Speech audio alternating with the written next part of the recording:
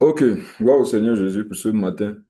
Je vous salue dans le nom puissant et précieux de Jésus-Christ.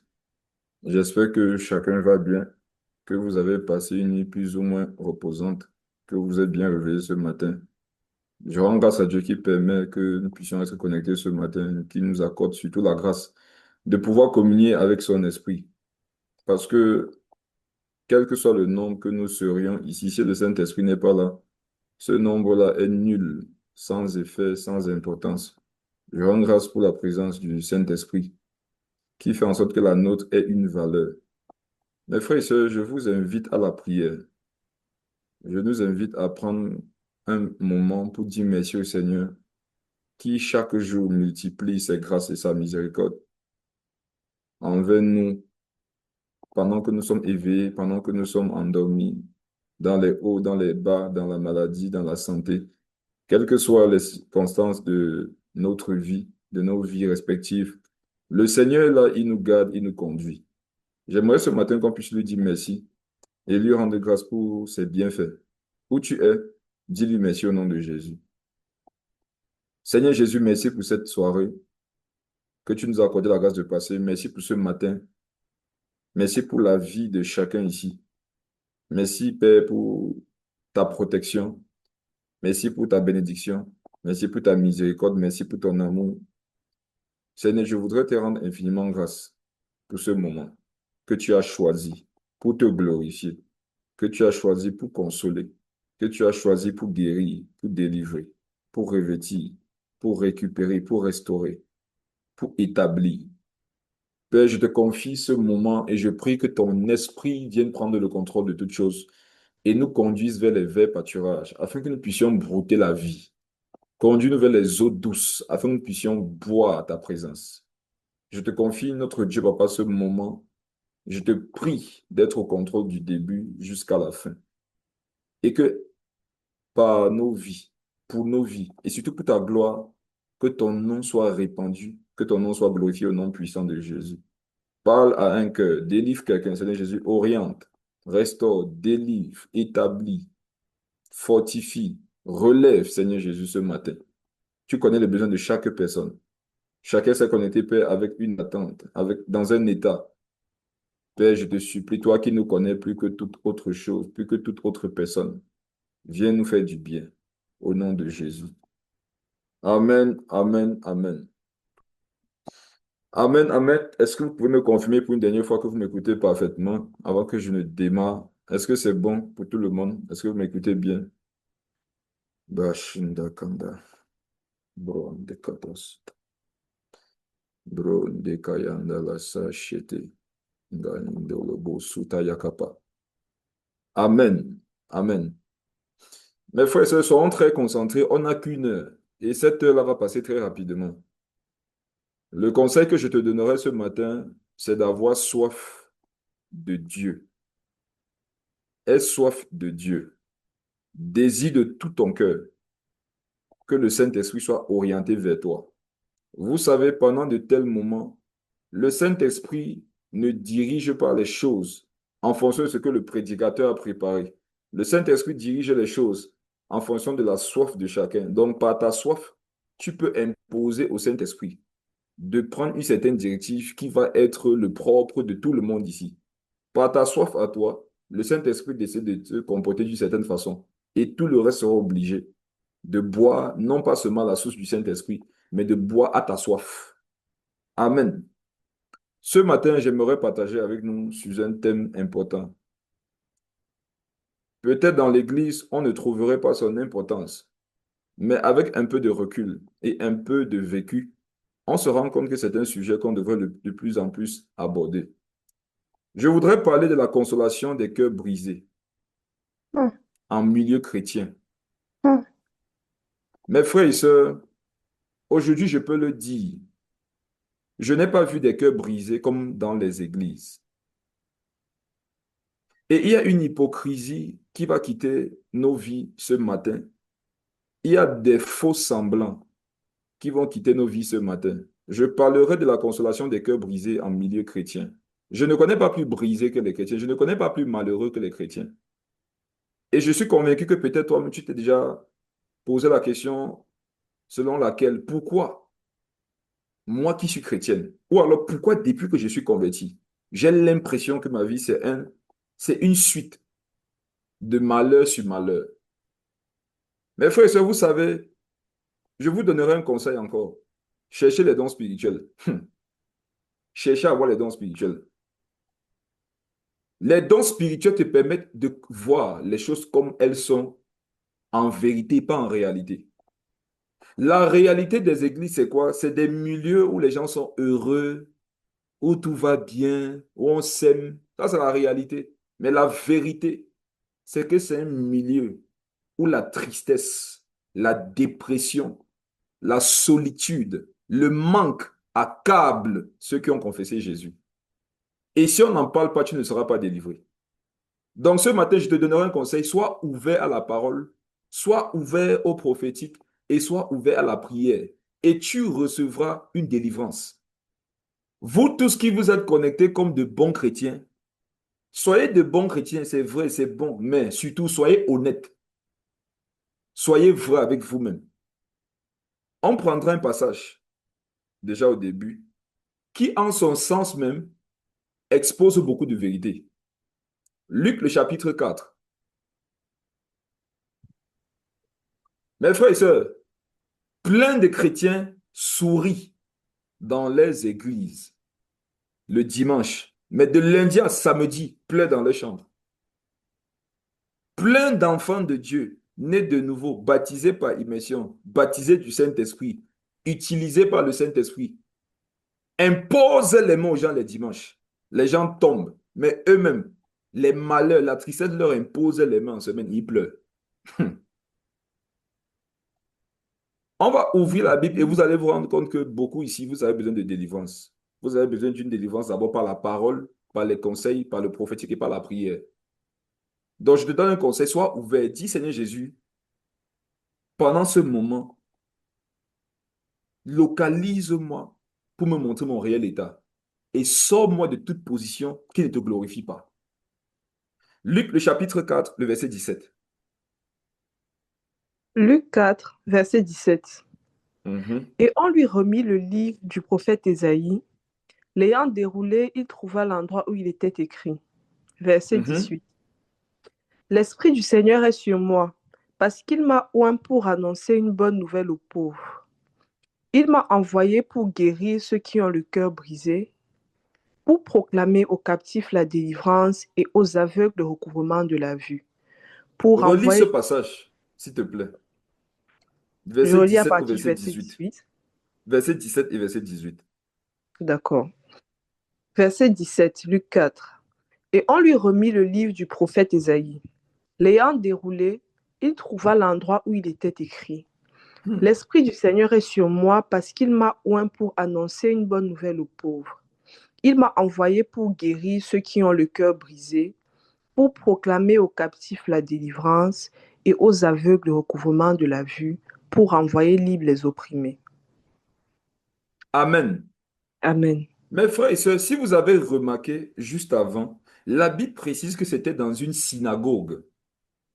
C'est dans une synagogue qu'on a donné les rouleaux au Seigneur pour qu'il lise cette portion des Écritures. Et vous savez, si on devrait contextualiser, les synagogues aujourd'hui, c'est l'image des églises. À cette époque-là, les synagogues, c'est les lieux où on se rencontre pour chanter des cantiques, pour connaître Yahweh, pour lire la loi, pour connaître Dieu. Quels sont les lieux aujourd'hui où ce travail est fait, où ces travaux sont faits? Ce sont les églises. Mes frères et sœurs, regardez. Donc, quittons de la synagogue pour l'église. C'est dans l'église que Jésus, puisque nous sommes aujourd'hui à l'église, et ce passage aussi, ça nous concerne, c'est à l'église que Jésus a dit que l'Esprit du Seigneur est sur moi. Il a dit tout ça. Et par la suite, pour ceux qui ont déjà lu entièrement Luc, le chapitre 4, il va leur dire que cette parole est accomplie. Mais j'aimerais vous poser une question, mes frères et sœurs. Pourquoi c'est dans une église que Jésus a lu ce passage? Pourquoi c'est dans une église que Jésus dit qu'il a été oint pour apporter une bonne nouvelle aux pauvres, pour guérir ceux qui ont le cœur brisé? Parce qu'en fait, si vous cherchez des cœurs brisés, allez à l'église. Si vous cherchez des cœurs brisés, allez dans les synagogues. Le Seigneur donnait la parole en fonction des besoins qui étaient en face de lui. Si Jésus vient dans une église parler des cœurs brisés, c'est parce que ce sont ceux-mêmes qui sont en face de lui là qui ont les cœurs brisés. C'est là-bas qu'on les trouve. Il contextualisait les enseignements et ses prédications en fonction de qui était en face de lui. Lorsqu'il y avait en face de lui des pharisiens, des païens, des chrétiens, je ne sais pas quoi, des juifs, des zélotes, il adaptait l'évangile pour que ceux-là soient sauvés. Mais c'est dans une église que Jésus a parlé, un, de proclamer une bonne nouvelle, deux, de guérir ceux qui ont le cœur brisé. Donc le lieu par excellence où on trouve les cœurs brisés, c'est à l'église. Malheureusement, beaucoup se jouent les hypocrites. Ça ne va pas, mais ils font comme si ça va.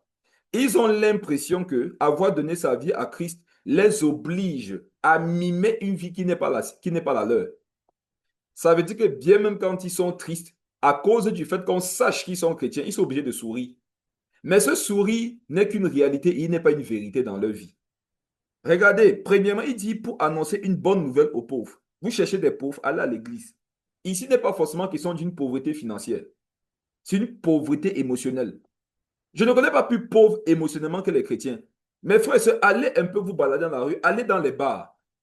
Vous allez voir là-bas des païens à cause d'une bière. Si vous voyez la joie qui les anime à cause d'une bière, si vous voyez la joie qui les anime à cause d'un rendez-vous qu'ils ont donné à une femme, leur joie déborde. Mais quand vous regardez les chrétiens qui, soi-disant, ont donné leur vie à Christ, c'est malheureux. Il y a quelque chose qu'ils n'ont pas compris. Et j'espère que ce matin, on aura le temps pour que tu le comprennes. Relis le verset 18, posément. L'Esprit du Seigneur est sur moi, parce qu'il m'a oint pour annoncer une bonne nouvelle aux pauvres. Il m'a envoyé pour guérir ceux qui ont le cœur brisé, pour proclamer aux captifs la délivrance et aux aveugles le recouvrement de la vue, pour envoyer libres les opprimés. Écoutez ceci, mes frères, c'est important. La Bible dit, Jésus dit, l'Esprit du Seigneur est sur moi. Nous savons que l'Esprit du Seigneur en un homme n'a pas le même rôle que l'Esprit du Seigneur sur un homme. L'Esprit Amen. de Dieu sur nous, c'est pour exercer une puissance pour la délivrance. Amen. Et Jésus a donné par ordre de priorité ou alors d'importance la raison pour laquelle l'Esprit de Dieu est sur lui. Et la Bible nous fait comprendre que la première raison pour laquelle l'Esprit de Dieu est sur Jésus, c'est pour annoncer la bonne nouvelle. Mes frères, écoutez, hein, la deuxième raison pour laquelle l'Esprit de Dieu est sur Jésus, c'est pour guérir ceux qui ont le cœur brisé. Hmm. On comprend que dans l'agenda de Dieu, ce qui est prioritaire, c'est la prédication de l'évangile, mais ensuite, guérir les cœurs qui sont brisés. Or, il y a beaucoup dans l'Église. Ils ont écouté la bonne nouvelle. On leur a annoncé la bonne nouvelle. Ça, c'est la première chose que l'Esprit voulait. Mais la deuxième chose n'a pas été faite. La deuxième chose, c'est quoi? C'est de guérir les cœurs brisés. Plein de chrétiens ont accepté Jésus parce qu'ils ont entendu la bonne nouvelle, mais leurs cœurs n'ont pas été guéris. C'est la raison pour laquelle toi qui es connecté, tu as souvent été choqué du, du comportement d'un frère, d'une sœur, né de nouveau, dans son attitude, son caractère, ses propos, son tempérament, ses attitudes et ses habitudes. Tu te demandes, sans même le vouloir, tu t'es souvent dit, est-ce qu'il est converti ce gars? Est-ce que cette sœur a vraiment donné sa vie à Jésus? Je vais te dire que plein ont véritablement donné leur vie à Jésus. Ils ont été dans la première étape, écouter la bonne nouvelle. Mais la deuxième étape d'être guéri au niveau du cœur, là, beaucoup n'ont pas expérimenté ça. Je vous dis que beaucoup, même ici, vous n'avez pas expérimenté la guérison du cœur. Pourquoi? Parce que celui qui vous a prêché l'évangile, vous avez dit que dès que tu vas croire la bonne nouvelle, Jésus va faire de toi une nouvelle création, une nouvelle créature. Les choses anciennes vont passer et toutes choses vont devenir nouvelles. Et toi, tu t'es dit que ça se fait par le simple fait de confesser Jésus comme son Seigneur et son Sauveur. Bon, il te pose une question. Tu as confessé Jésus comme ton Seigneur et ton Sauveur. Pourquoi jusqu'aujourd'hui, le viol que tu as subi lorsque tu avais 5 ans, ça parle encore contre toi? Et il y en a ici, vous avez subi des choses dans le passé qui vous ont brisé. Après avoir écouté la bonne nouvelle, on vous a fait croire que si vous êtes vraiment né de nouveau, ces choses-là vont passer. Or, ce n'est pas passé et vous culpabilisez. Vous vous dites que, ben, pourquoi moi, j'ai donné ma vie au Seigneur, mais j'ai l'impression que Je ne suis pas guéri des choses que j'ai vécues dans le passé. Pourtant, on m'avait dit que si j'accepte Christ comme Seigneur et Sauveur, ces choses-là vont partir. Mes frères, quand Jésus dit que les choses anciennes vont passer, ce n'est pas d'un coup. C'est selon certains enseignements. C'est selon certains suivis que tu auras. C'est selon certaines disciplines que tu vas avoir jour après jour. Il y en a ici qui sont connectés. Jusqu'aujourd'hui, elles ont 35 ans, elles ont 25 ans, certains ont 40 ans, 50 ans, mais elles sont encore dans la souffrance des abus sexuels qu'elles ont vécu lorsqu'elles avaient 5 ans. Et il y en a ici, elles subissent encore les dégâts des trahisons qu'elles ont vécues vis-à-vis d'un homme à qui elles avaient mis leur confiance et qui les avait trahis. Elle a vécu ça dans le monde, mais jusqu'aujourd'hui dans l'église, elle n'arrive pas à faire confiance à un frère. Elle est née de nouveau. Elle a entendu la bonne nouvelle, mais son cœur n'est pas guéri. Son cœur n'est pas guéri. Elle n'arrive plus à faire confiance à un frère qui lui dit qu'elle l'aime. Parce que chaque fois qu'on lui dit que je t'aime, ça lui rappelle des abus. Chaque fois qu'on lui dit que je t'aime, ça lui rappelle des blessures. Pendant que je parle, il y a une femme ici. Il me demande si je vais pouvoir introduire ce message. Il y a une femme ici. Tu as fait confiance à un homme. Tu l'as aimé. La particularité de la femme dont je parle, c'est que tu as beaucoup mis tes moyens financiers au service de cet homme. Tu l'as beaucoup soutenu sur le plan financier. Pour toi, tu étais consciente que ce monsieur n'est pas parfait, mais tu l'aimais de façon sincère, de façon pure. Le monsieur t'a miroité une future vie matrimoniale. Mais avant même que tu n'aies eu le temps de lever la tête, il t'a trahi de la pire des façons. Et à l'heure où je parle là, jusqu'aujourd'hui, ton cœur est brisé par rapport à ce monsieur. Quand tu restes souvent, celle dont je parle, quand tu restes souvent, il y a le Saint-Esprit qui te dit à l'intérieur de toi, ma fille, pardonne-lui. Mais tu n'y arrives pas. Tu n'y arrives. C'est aujourd'hui que Jésus veut guérir ton cœur. Parce que si tu continues à marcher comme ça, tu ne vas arriver nulle part avec le Saint-Esprit. Tu vas prier, tu vas méditer, tu vas aller à l'église, mais t'assures, ce que Dieu avait prévu pour toi, ça ne va pas se faire et tu ne seras pas heureuse. Il y en a ici, vous devez accepter de faire la paix une fois pour toutes avec votre passé. Parce que vous essayez de marcher, mais vous marchez avec des infimités. Vous voulez faire croire aux gens que tout va bien alors que ça ne va pas. Et écoutez-moi bien, un malade qui n'accepte pas qu'il est malade, il va mourir de sa maladie. Beaucoup ici, vous avez été trahis par des hommes dans le monde. Jusqu'aujourd'hui, dans l'église, vous n'avez pas fait confiance à des frères. Les frères, aujourd'hui, vous rappellent ce que vous avez vécu dans le passé. Et pendant que je parle, il y a une deuxième. Toi, là, ça fait des années, ça fait exactement 3 ans que tu as subi une grosse déception amoureuse. Et jusqu'aujourd'hui, parfois, tu restes dans ta chambre, tu penses à ça, tu pleures. Parce que quand tu essaies de faire le bilan, tu es celle qui a beaucoup perdu dans l'affaire. Tu souffres. Et tu te dis qu'en ce qui concerne le mariage, là, vaut mieux me consacrer à Jésus. Mais ce n'est pas une réelle consécration à Jésus. C'est une consécration par les blessures. Il y en a, si vous voulez vous consacrer par les blessures, ce n'est pas une consécration qui plaît au Saint-Esprit.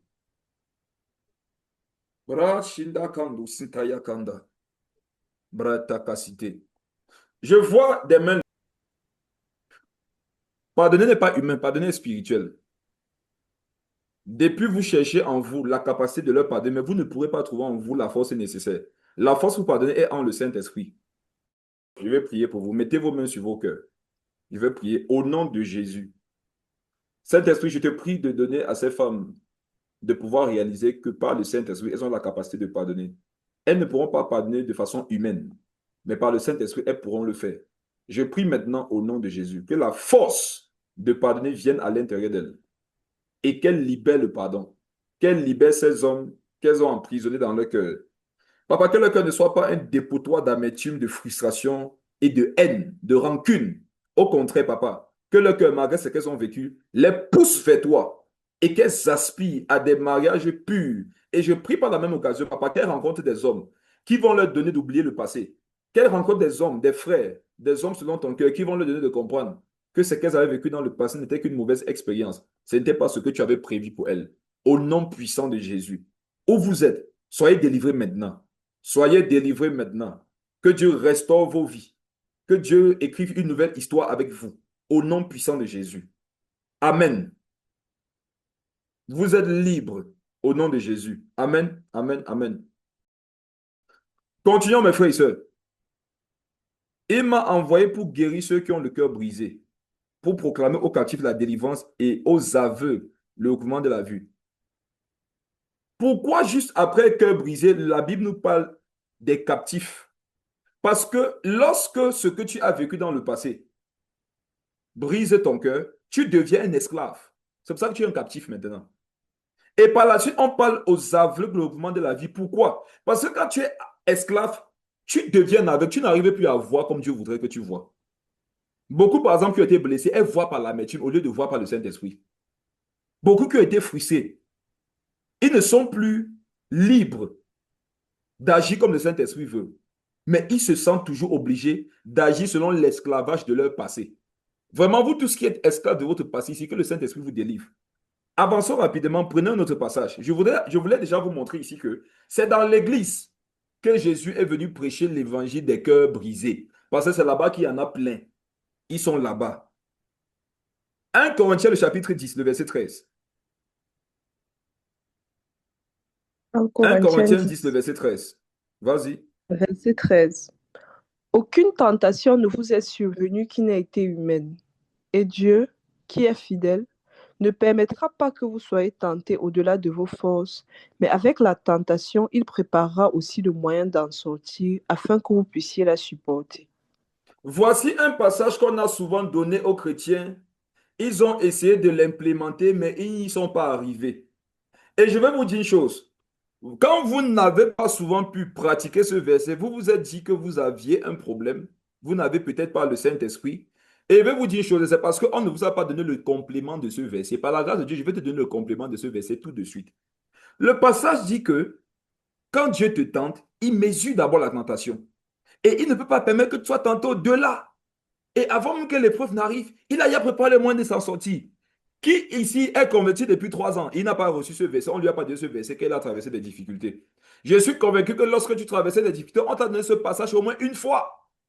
Et parfois, tu as essayé, tu n'as pas pu. Et tu te dis que c'est toi qui n'aimes pas Dieu. Mon frère, ma soeur, regarde, ce n'est pas là-bas le problème. Le problème, c'est qu'on ne t'a pas donné tout. Aucune tentation ne vous est survenue qui n'ait été humaine. Et Dieu, qui est fidèle, ne permettra pas que vous soyez tentés au-delà de vos forces. Ah bon? À lire ce passage, on peut avoir l'impression qu'on n'est jamais tenté au-delà de ses forces. Puisque Hmm. c'est Paul qui parle et c'est dans la Bible. Mais avec la tentation, il préparera aussi le moyen d'en sortir afin que nous puissions la supporter. Mes frères et sœurs, nous sommes dans 1 Corinthiens 10, le verset 13. Ici, l'apôtre Paul a parlé. Ok, l'apôtre Paul a grandi.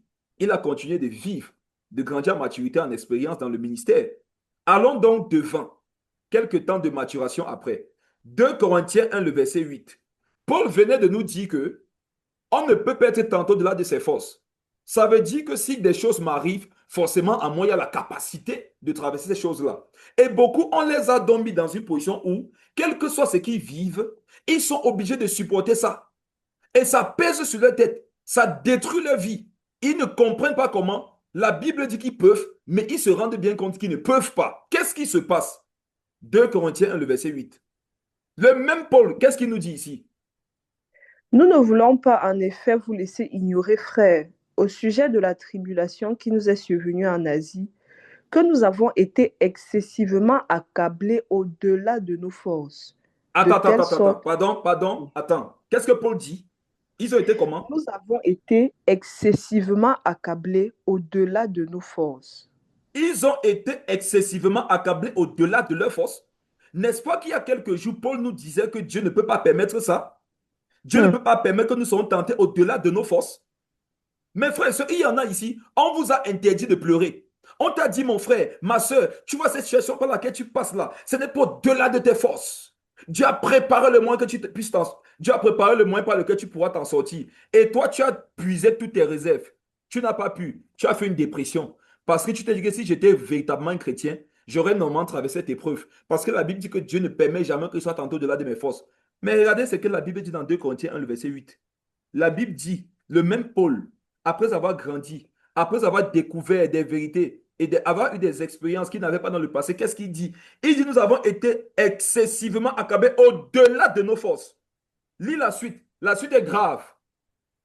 De telle sorte que nous désespérions même de conserver la vie. De telle sorte que nous désespérions de conserver la vie. Vous savez ce que ça veut dire? Paul a tellement souffert avec ses compagnons de service que les gars voulaient mourir. Ils ne voulaient plus vivre. Savez-vous que dans l'église, il y a plein de dépressifs et de suicidaires?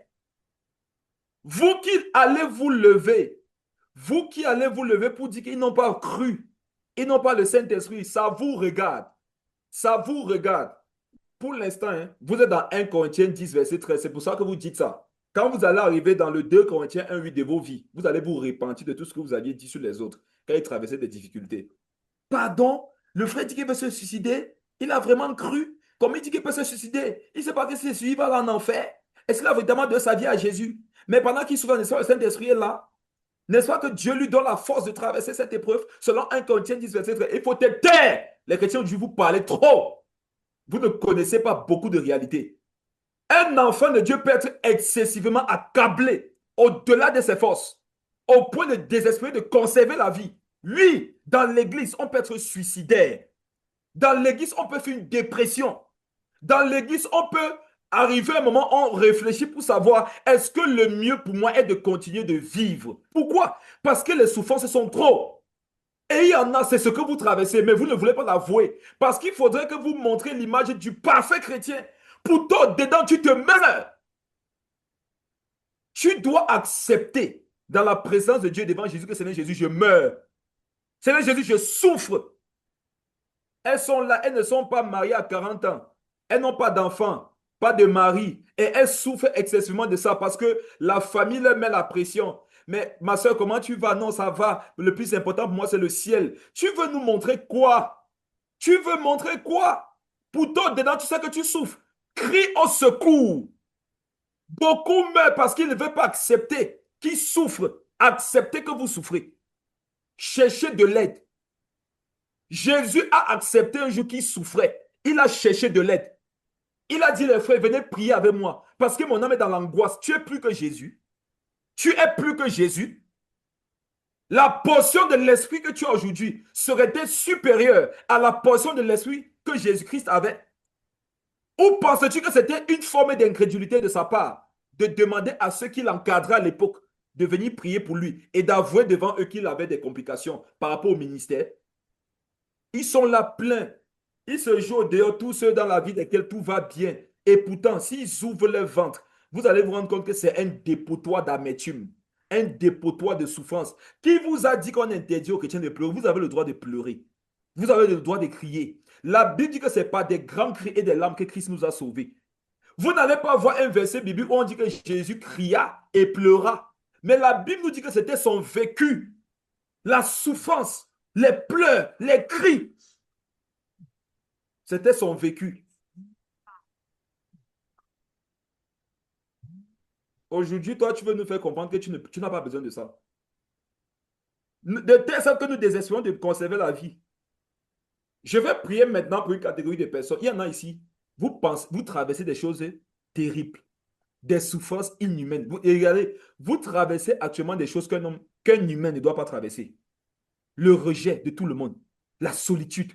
C'est compliqué. Quand tu regardes un seul domaine de ta vie qui va, tu ne vois aucun domaine.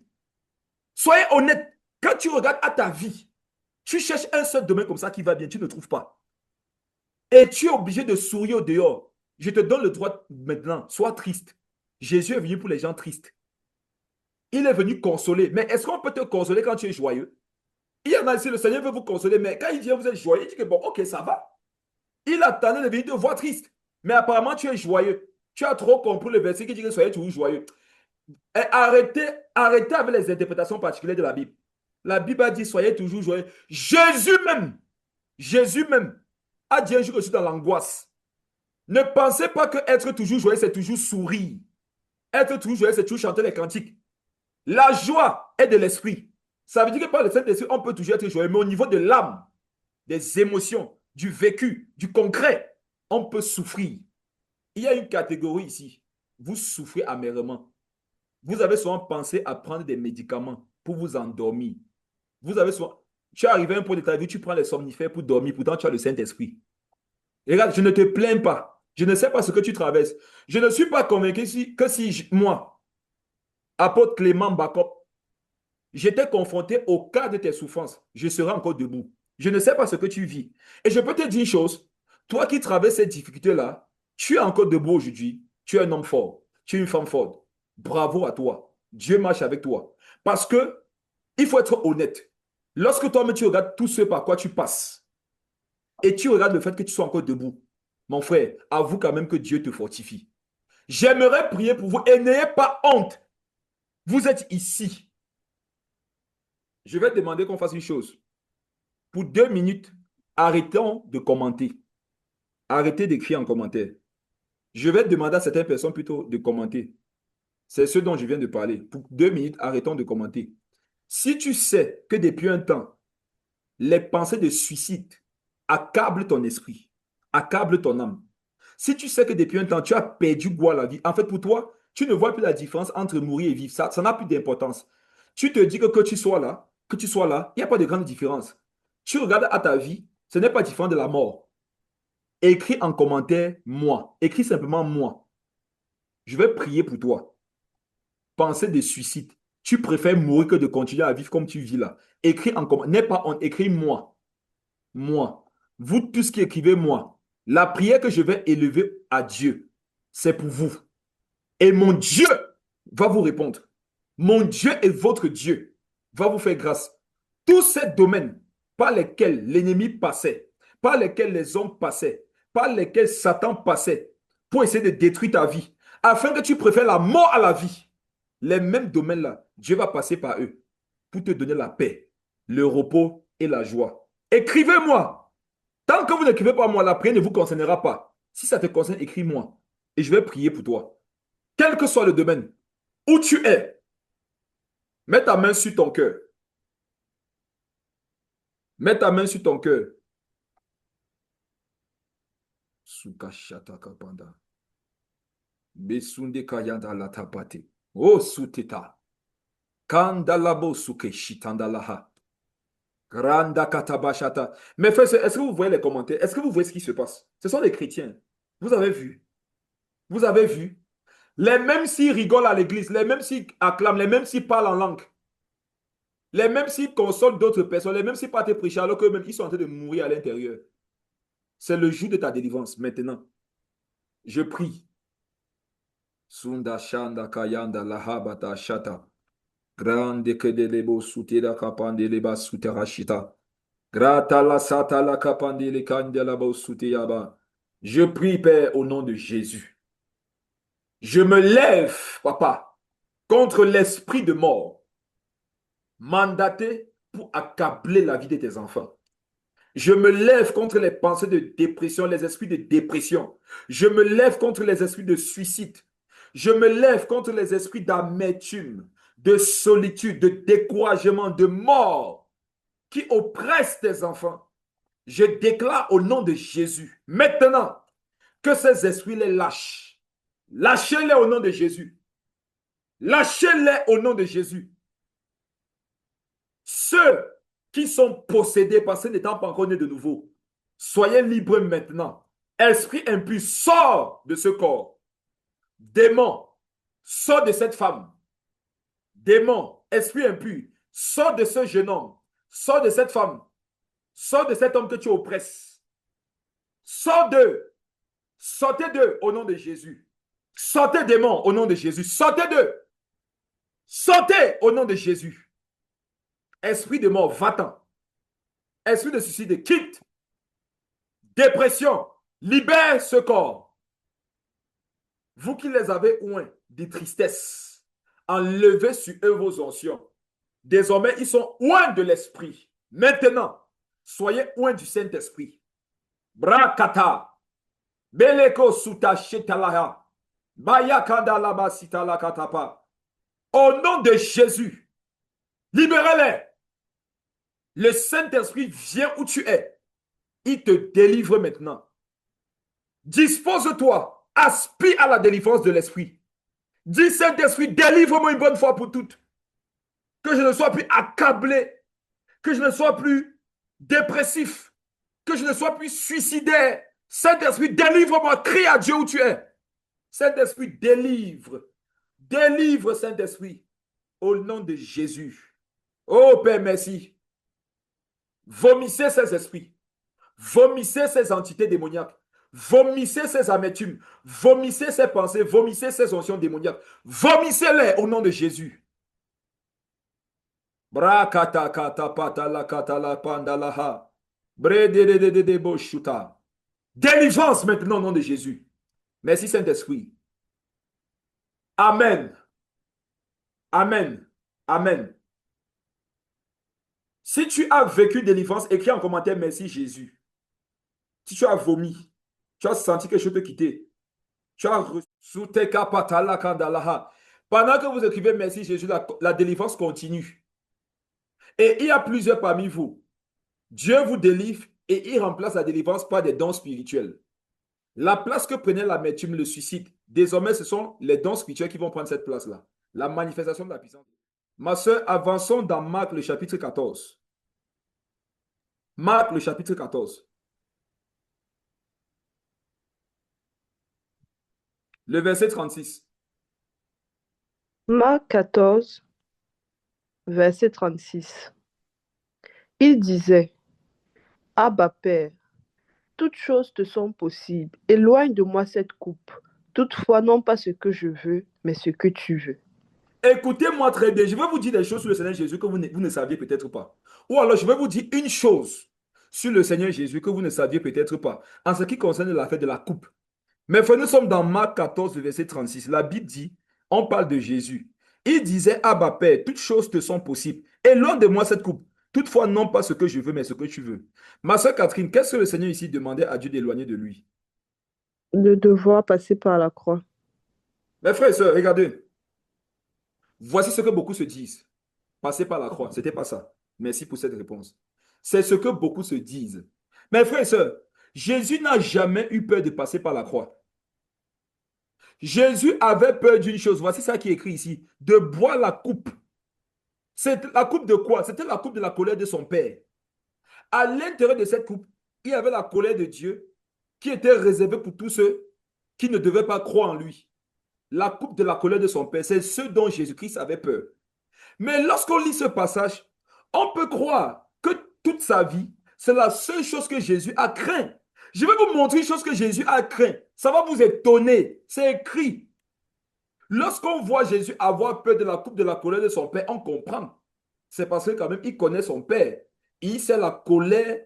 Jésus sait que quand son père se met en colère et qu'il doit déverser sa coupe sur quelqu'un, c'est compliqué. Jésus devait boire la coupe de la colère des péchés de l'humanité passée, présent et futur. C'était quand même quelque chose de terrible. Jésus n'avait pas peur des clous. Jésus n'avait pas peur des coups. Il n'avait pas peur des fouets. Il n'avait pas peur de la crucifixion. Non, il avait peur de la coupe de la colère de son père. Sauf que Hébreu va nous révéler quelque chose qui nous prouve que Jésus sur la terre est vraiment un homme. Donc, toi qui ne veux pas accepter par rapport à cette situation que tu pourrais traverser comme Jésus, que tu es un homme, tu vas souffrir inutilement. Va dans Hébreu, ma soeur. Hébreu 5, le verset 7. Marc 14, verset 36 nous fait comprendre que c'est de la coupe qu'il avait peur. La coupe de la colère de son père. Là-bas, ça se comprend. Mais dans Hébreu 5, verset 7, il y a une information qui vient nous troubler. Hébreu 5, verset 7. Lis. C'est lui qui, dans les jours de sa chair, Dans les jours de sa chair, on parle de Jésus. Lui, ayant présenté avec de grands cris et avec larmes des prières et des supplications à celui qui pouvait le sauver de la mort, et ayant été exaucé à cause de sa piété. Pardon, relis ça, c'est troublant. Je voudrais que vous compreniez ici que vous ne dépassez pas Jésus. Voici les prières que Jésus a faites. Et la Bible dit qu'on... Lis ça, ma soeur. C'est lui qui, dans les jours de sa chair, ayant présenté avec de grands cris et avec larmes des prières et des supplications à celui qui pouvait le sauver de la mort, et ayant été exaucé à cause de sa piété. Donc, Marc 14, verset 36 nous dit que Jésus ne voulait pas, Jésus a eu peur de boire la coupe de la colère de son père. Mais Hébreu vient nous révéler que Jésus, dans les larmes et les cris, priait et suppliait Dieu pour qu'il le sauve de quoi? Cette fois-ci, non pas de la coupe. La coupe, c'était autre chose. Ici, c'était pour qu'il le sauve de la mort. Mes frères, est-ce que vous savez que Jésus, un jour, a crié et supplié Dieu pour ne pas mourir? Il y en a ici, C'est que la mort vient, m'en fout. Et regardez, Jésus savait qu'il ne doit pas mourir avant son temps. Donc, quand la mort voulait venir avant son temps, il criait à Dieu. Et on dit, ayant été exaucé à cause de sa piété. Écoutez, je vais vous expliquer quelque chose d'assez troublant. La Bible dit que son père l'a exaucé. Donc, normalement, il n'a pas permis qu'il meure. Mais vous et moi, nous savons que Jésus est mort sur la croix. Quand Jésus est mort sur la croix, écoutez bien, Jésus est mort sur la croix. Mais Hébreux 5,7 nous fait comprendre que il a crié et pleuré pour que Dieu le délivre de la mort. Il a été exaucé. Si Dieu l'a exaucé, pourquoi il est mort? On comprend que la mort que Jésus craignait, ce n'était pas la mort physique sur la croix, c'était la mort éternelle. Mais frère, est-ce que vous réalisez selon Hébreux 5, verset 7, que Jésus a prié pour qu'après sa mort sur la croix, il ne demeure pas dans le séjour des morts? Et la Bible dit que son Père l'a exaucé à cause de sa piété. Et justement, à cause de la piété de Jésus, la mort n'a pas pu le retenir. Il a fait 3 jours là-bas, il est sorti.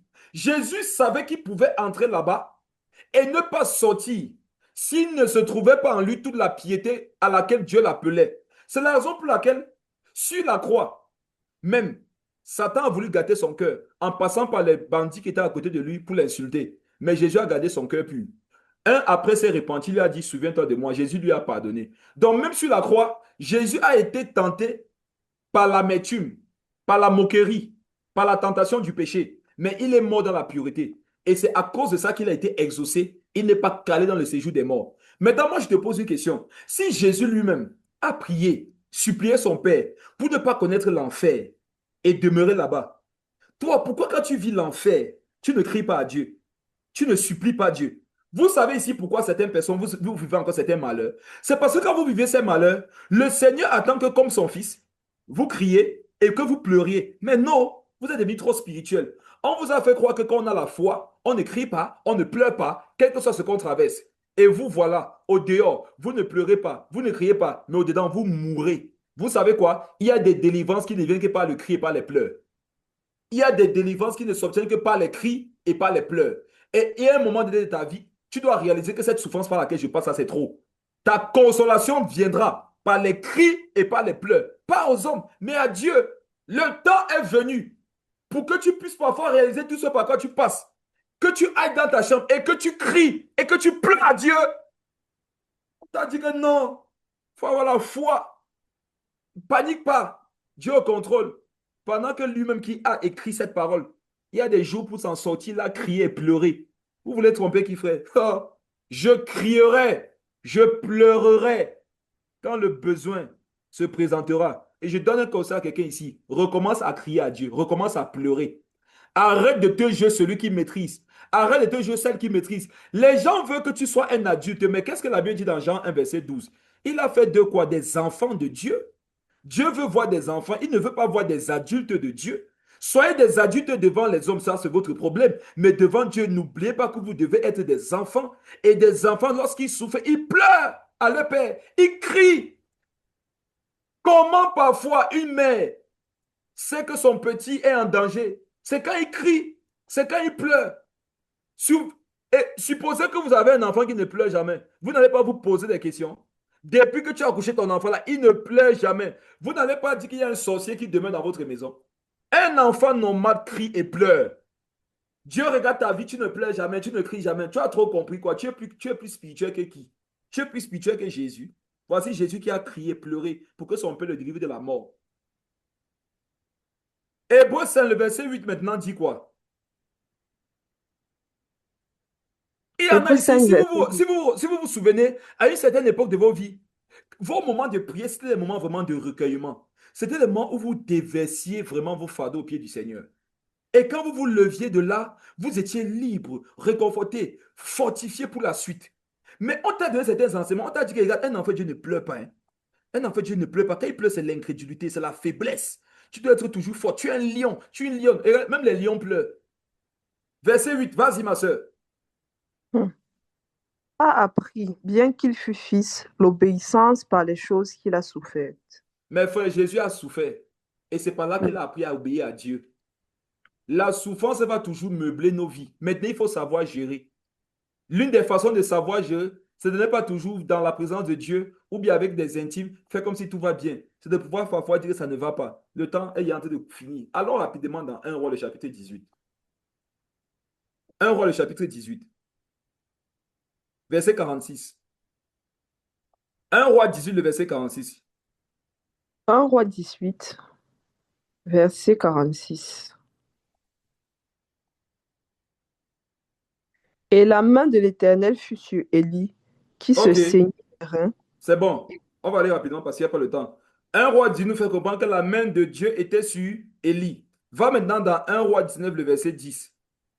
Je vais vous montrer que le grand prophète Élie que vous admirez là, non? Il a fait la dépression. Élie a fait la dépression à un autre niveau. Alors que la main de Dieu était sur lui. Hein. Dernière fois, vous savez, beaucoup se disent que non, comment moi qui prêche, comment moi qui guéris les malades, comment moi qui suis un grand évangéliste dans la rue, je peux avouer aux gens qui traversent telle difficulté. Je vais vous parler d'Élie. Élie, la main de Dieu était sur lui. Nous savons tous les miracles qu'Élie a fait. Nous savons la puissance par laquelle il est, en fait, dans laquelle, à quel niveau de puissance Dieu l'a utilisé. Lis 1 Roi 19, le verset 10. Quand Dieu parle à Élie, qu'est-ce qui se passe ici? Il répondit, j'ai déployé mon zèle pour l'Éternel, le Dieu des armées, car les enfants d'Israël ont abandonné ton alliance. Ils ont renversé tes autels et ils ont tué par l'épée tes prophètes. Je suis resté moi seul et ils cherchent à m'ôter la vie. Quand Élie va, le Seigneur dit à Élie, qu'est-ce que tu fais ici? Il lui dit ça. Le Seigneur va commencer à lui parler. Et après que Dieu lui parle, qu'est-ce que Élie répète au verset 14? Verset 14.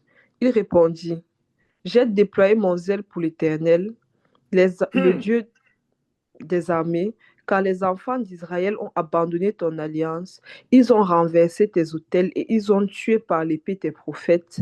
Je suis resté moi seul et ils cherchent à m'ôter la vie. Mais frère, c'est qui remarque que quand Élie a donné cette réponse pour la première fois au verset 10, malgré le fait que Dieu lui ait parlé, il va répéter la même chose au verset 14. Élie faisait Hmm. une dépression. Quel que soit ce que tu disais, Élie répétait la même chose. Tu peux traverser le monde de ta vie ou non. On vient te voir, on dit, mon frère, comment ça va? Tu dis que maman est partie au marché, elle va rentrer me garder les beignets. On dit que, eh frère, qu'est-ce qui ne va pas? Maman est partie au marché, elle va rentrer me garder les beignets. Mais frère, vous avez déjà rencontré ça. Des frères et sœurs, ils disaient des choses qui ne sont pas cohérentes. Ils sont en train de faire une dépression. Élie, ici, Dieu lui parlait, il ne comprend plus. Il y avait quelque chose qui est dans sa tête. C'était qu'il a déposé son zèle pour l'Éternel. Les autres ont abandonné son alliance. Maintenant, lui qui est le seul, on veut le tuer. Romains 11, verset 4 nous fait comprendre quoi? Va dans Romains 11, verset 4. Élie était dépressif. Quand il a vaincu les 450 prophètes de Baal, Jézabel a dit qu'elle va le traiter de la même façon. Il a fui. Il ne voulait plus manger. L'ange a dit, Élie, mange. Il a pris un peu, il a mangé. L'ange lui a dit, mange encore. Le chemin est encore long. Élie faisait une dépression. Il a fait une crise de famine, crise alimentaire. Il ne mangeait plus. Un chrétien, regarde, Dieu peut t'utiliser hier. Puissamment, tu ressuscites un mort. Aujourd'hui, le lendemain, non, tu fais une dépression. Ce sont des réalités. Ne croyez jamais que parce que vous avez levé vos mains un jour, il y a eu sans résurrection que vous êtes épargné.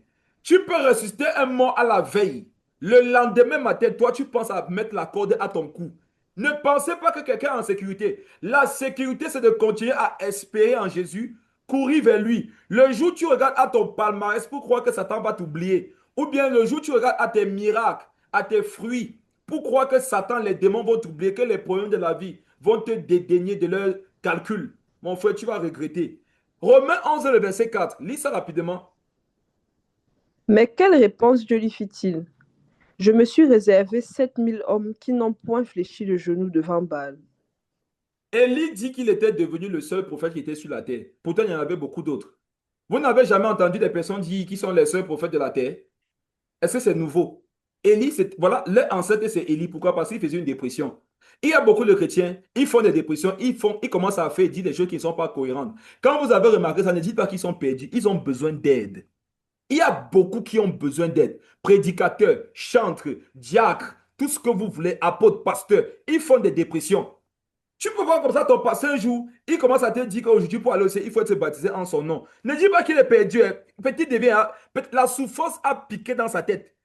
Peut-être qu'il traverse des situations qui se sont enchaînées. Mais frères et sœurs, est-ce que vous savez que quand vous avez enchaîné épreuve sur épreuve, souffrance sur souffrance, ça peut vous donner d'être fou pour quelques minutes. Peut-être que vous n'avez pas encore souffert. Il y a un niveau de souffrance quand ça s'enchaîne dans ta vie. À un moment donné, ton cerveau lâche. Ton cerveau lâche. Ça ne veut pas dire que tu n'es pas né de nouveau. Tu es né de nouveau, le Saint-Esprit en toi, mais il y a des choses qui deviennent incohérentes dans ton esprit, dans ta tête.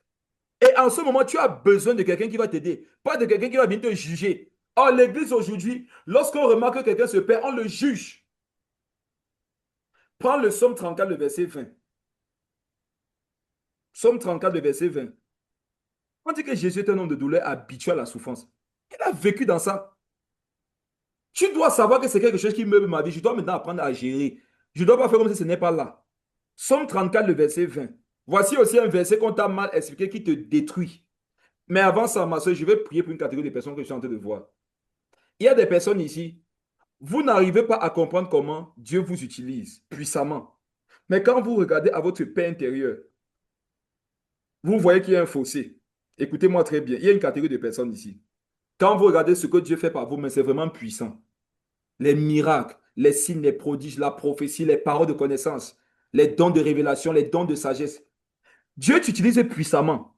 Mais quand tu es seul dans ton coin, tu réfléchis souvent sur ta vie, tu te dis que comment quelqu'un peut être au dehors aussi efficace. Mais à l'intérieur, je sais que voici comment ma vie est, ça ne marche pas. Vous là, levez la main, je vais prier pour vous. Non, ne levez pas la main. Écrivez seulement que ça me concerne en commentaire. Tu sais au dehors que Dieu t'utilise, mais dans ton être intérieur, ça ne donne pas. Tu n'as pas la paix, tu n'as pas le repos, tu n'as pas la joie. Mais quand tu sors, tu commences à prêcher l'évangile. Oh, les cœurs sont touchés. Tu prêches, les gens pleurent. Toi, tu aimerais pleurer, mais tu n'arrives même plus à pleurer. Mais quand tu prêches, les gens pleurent. Quand tu prêches, les témoignages que les gens veulent te donner après.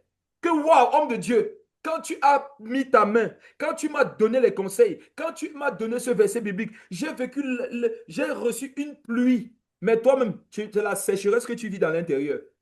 Je vais prier pour que ce que vous faites dans la vie des autres, que vous puissiez aussi l'expérimenter. Regardez comment les gens sont concernés par ça. Oh Seigneur Jésus, aide-nous dans l'église. Aide l'église. Je prie et je déclare sur vos vies. Ce que le Saint-Esprit passe par vous pour faire dans la vie des autres, que la même chose ou plus se passe dans vos vies aussi à vous, au nom de Jésus. Vous qui consolez les autres, que vous soyez aussi consolés. Vous qui guérissez les autres, que vous soyez aussi guéris. Vous qui transformez les autres, que vous soyez aussi transformés. Vous qui relevez les autres, que vous soyez aussi relevés. Vous qui êtes des instruments pour que les autres soient établis en dignité, que vous aussi, vous soyez établis en dignité au nom de Jésus. Amen. Amen. Amen. Finissons avec le psaume 34, le verset 20. Le Rapidement. malheur, le malheur atteint souvent le juste, mais l'Éternel l'en délivre toujours.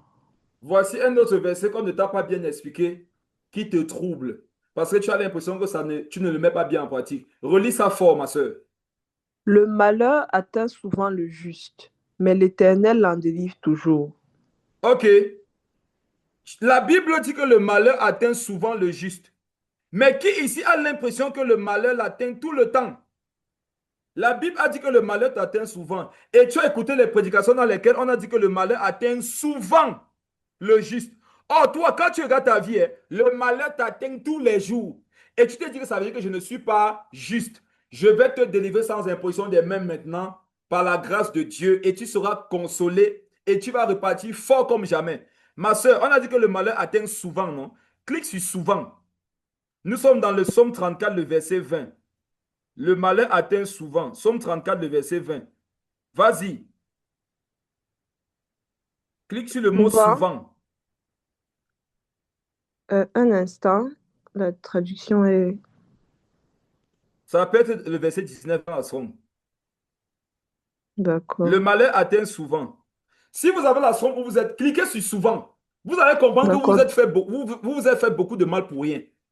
Dans la Strong, c'est le verset 19. Oui, Souvent vient vas-y. de Rab. Souvent vient de Rab. Amen. Amen. Rab veut dire quoi, ma soeur? Beaucoup, Définition. Beaucoup. un grand Lis nombre, toujours. En grand nombre. en abondance, En abondance. plus nombreux que. Mais frère, est-ce que vous avez vu ça? C'est lui second qui vous a trompé. Lui second nous a trompé. Il a mis souvent. Et nous, on s'est dit que si nous sommes atteints souvent, selon la définition de notre souvent, c'est normal. Mais toi-même, tu regardes ta vie et tu te rends compte que je ne suis pas seulement atteint souvent, je suis atteint beaucoup. Hein. Je suis atteint en abondance. Hein. Je suis atteint en grand nombre. C'est effectivement ce que la Bible a dit. Donc regarde, corrige ça dans ta Bible. Écris dans ta Bible que le malheur atteint beaucoup le juste. Très bien. Mais l'Éternel en délivre toujours. Pourquoi si ça m'atteint souvent, Dieu va me délivrer toujours? Pourquoi Dieu me délivre toujours? Il faut que ça m'atteigne toujours aussi. Beaucoup ont pris le verset 6 se sont crucifiés avec ça. Le malin atteint souvent le juste. Donc si j'étais vraiment juste, le malin m'atteindrait seulement souvent. Mais quand je regarde à ma vie, le malin m'atteint beaucoup. Mes frères, ne soyez plus surpris quand le malheur vous atteint toujours ou beaucoup. Écoutez, l'Éternel va toujours vous en délivrer. Regardez à Jésus. Soyez forts.